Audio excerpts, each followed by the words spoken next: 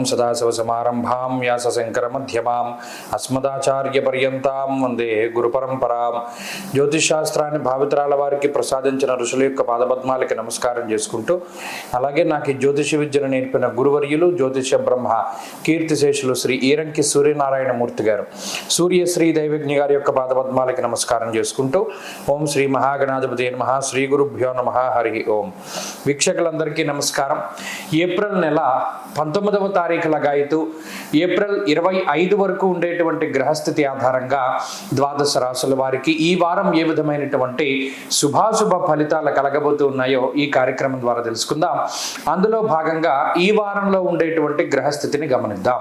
ఈ వారమందు మేషరాశి యందు రవి యొక్క సంచారము, వృషభ రాశి యందు శుక్రుని యొక్క సంచారము, మిథున రాశి యందు గురుని యొక్క సంచారము, కర్కాటక రాశి యందు అంటే మేషం మొదలు కర్కాటకం వరకు చంద్రుని యొక్క సంచారము, సింహరాశి యందు కేతువు యొక్క సంచారము, కుంభరాశి యందు రాహువు యొక్క సంచారము, మీనరాశి యందు శనేశ్వరుడు, కుజుడు, అలాగే బుధుని యొక్క సంచారము. ఇది మాలికా యోగంగా చెప్పబడుతుంది. కుంభము, మీనము, మేషము, వృషభము, మిథునము, కర్కాటకము, సింహము, ఈ 7 రాసుల్లోనూ గ్రహాలన్నీ కూడా ఉండడం అనేటువంటిది మాలిక, గ్రహ మాలిక అంటారు. అంటే ఒక్కొక్క రాశి యందు ఒక్కొక్క గ్రహం.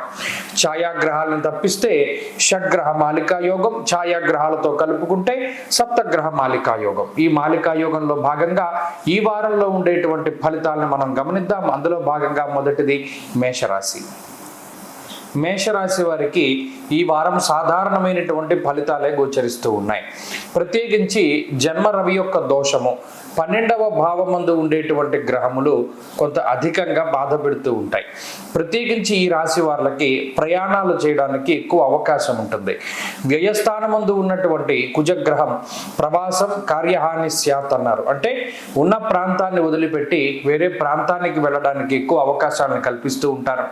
లేదు ఏదైనా దూర ప్రాంత సంచారం చేయడానికి, కొంతమంది విహారయాత్రలు కానీ తీర్థయాత్రలు కానీ లేదు సొంత ప్రాంతాలకు చేరుకుంటూ ఉంటారు. ఇలా ప్రయాణాలు అధికంగా చేసి కొంత శారీరక శ్రమ పడడానికి, కొంత ప్రయాణాల రూపేణ డబ్బు ఖర్చు పెట్టడానికి కుజుడు ఈ వారంలో కారణమవుతూ ఉంటారు.